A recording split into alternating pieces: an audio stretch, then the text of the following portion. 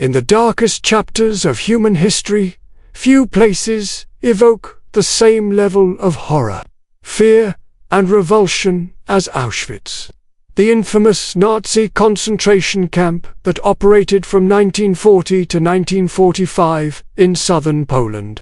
Auschwitz was the largest of the Nazi death camps, consisting of 3 primary sites: Auschwitz I, Auschwitz II-Birkenau, and Auschwitz III-Monowitz. Of these, Auschwitz II-Birkenau became the epicenter of mass extermination, where an estimated 1.1 million victims, most of them Jewish, were murdered in gas chambers with chilling efficiency. The camp was not only a site of systematic killing, but also of extreme cruelty, suffering, and inhuman experimentation. Behind barbed wire and watchtowers, atrocities were committed that continue to haunt the memory of humanity. One of the most infamous sections of Auschwitz was Block 10, a place where Nazi doctors conducted medical experiments on helpless prisoners. Dr. Karl Klauberg, beginning in April 1943, focused on discovering a method of mass sterilization, claiming in letters to SS leader Heinrich Himmler that he could sterilize hundreds or even thousands of women in a single day using chemicals like formalin, phenol, and nitric acid. These experiments were performed without anesthesia, leaving victims conscious and screaming in agony. Klauberg's methods were not only scientifically twisted but profoundly inhumane, targeting hundreds of Jewish women who were selected for their physical health and endurance, without any regard for their humanity.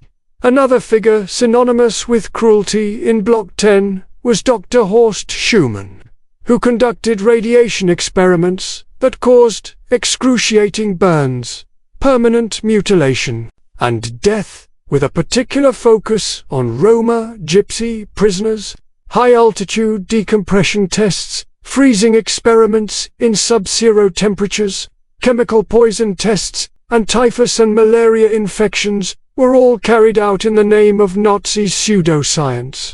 Most notoriously, Dr. Joseph Mengele, the Angel of Death, experimented on twins in grotesque ways, injecting dyes into their eyes or sewing them together in attempts to create conjoined twins. Many children perished under his hand. Despite the horror, survivors like Marie-Claude Vanu, a French resistance fighter, and Vera Alexander, a Romanian Jewish woman, later recounted the unimaginable suffering endured in Block 10, their testimonies forming crucial evidence at the Nuremberg trials. Equally terrifying was Block 11, the so-called death block, where torture, interrogation, and summary executions were routine. Its dark, cold, and damp cells imprisoned men and women in overcrowded, filthy conditions. The infamous standing cells forced prisoners to remain upright all night, while the starvation cell, Cell 22, condemned inmates to slow, agonizing deaths from deprivation. Thousands were executed against the death wall in the courtyard, including heroes like Father Maximilian Kolbe, a Polish priest who volunteered to die in place of another prisoner. Survivors such as Stanislaw Guk and Josef Kret recalled the relentless screams, beatings, and terror, yet they clung to life in order to bear witness to these atrocities. While men were tormented in Block 11, women endured exploitation in Block 24, a camp brothel established by Heinrich Himmler to reward male prisoners for productivity. Women, primarily Polish political prisoners, and a few German criminals, were forced into sexual slavery, enduring repeated abuse, beatings, and humiliation. Survivors like Helena Bowska recalled being treated worse than animals. Yet many found ways to resist supporting each other, secretly sharing food, passing messages, or sabotaging Nazi efforts. The brothel operated under strict supervision, with guards like Irma Grez, the hyena of Auschwitz, taking sadistic pleasure in tormenting the women. Despite these horrors, the courage of prisoners who resisted, like Alexander, who participated in the Sonderkommando uprising, reminds us of human resilience, even in the face of unspeakable oppression. The atrocities were not only psychological and physical, but also cultural and personal. Block 4, now a museum and memorial, preserves the memory of lives lost through haunting exhibits, massive collections of shoes, from delicate children's sandals to sturdy adult boots. Each represent a person extinguished by the Nazi killing machine. Thousands of suitcases, meticulously labeled by their owners, tell the stories of individual lives cut tragically short. Twisted eyeglasses serve as silent witnesses to the intellectuals, visionaries, and ordinary people whose potential was stolen. Prosthetic limbs, photographs, and documents further illustrate the systematic dehumanization of prisoners. Survivors like Primo Levi reminded the world that remembering such trauma is itself painful, but essential to honoring the victims. Life in Block 7, a prison within a prison, and Block 21, the camp infirmary, amplified these horrors.